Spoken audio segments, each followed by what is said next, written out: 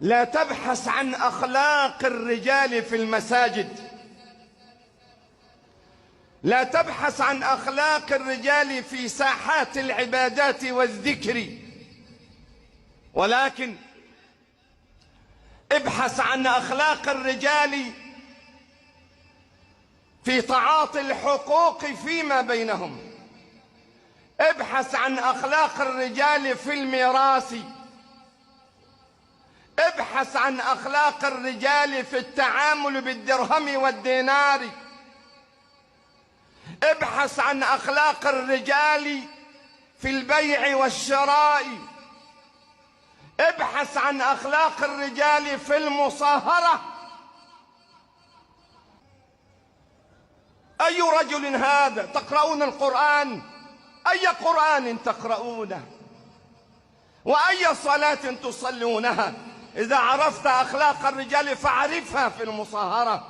لذا قال سيدنا صلى الله عليه وسلم: إذا جاءكم من ترضون دينه وخلقه.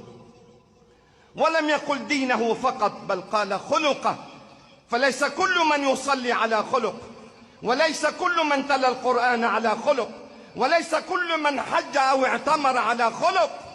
لذا قال سيدنا دينه وخلقه فزوجوه. إذا أردت أن تعرف أخلاق الرجال فاعرفها عند الخصومات. عند الخصومات وترى رفع الأصوات والتراشق بالألفاظ وسب الدين، وتراه يصلي ويزاحمك على أبواب المسجد، وسيعود لك من الحج والعمرة متفاخرا أنه قد حج أو اعتمر. أين القرآن؟ أعلمتم أين الخلل؟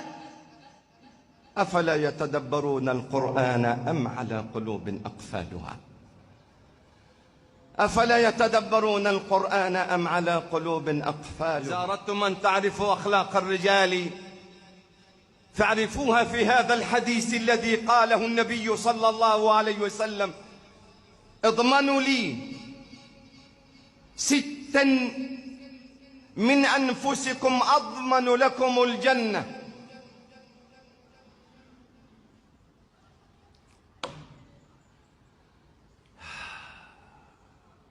أدوا إذا أتمنتم، أصدقوا إذا حدثتم، أوفوا إذا وعدتم، غضوا أبصاركم، احفظوا فروجكم، كفوا أيديكم. 6 كلها قيم وأخلاق ليس فيها صلاة، وليس فيها حج، وليس فيها صيام، وليس فيها زكاة، وليس فيها تلاوة للقرآن، لأن ذلك كله يجب أن ينبثق عنه قيمة الأخلاق، قيمة الأخلاق التي حددها سيد البشرية بقوله في بيان صغير في مبناه، عظيم وكبير وجليل في معناه، حين قال: إنما بعثت لأتمم مكارم الأخلاق. كتاب أنزلناه إليك ليدبروا آياته وليتذكر أولو الألباب.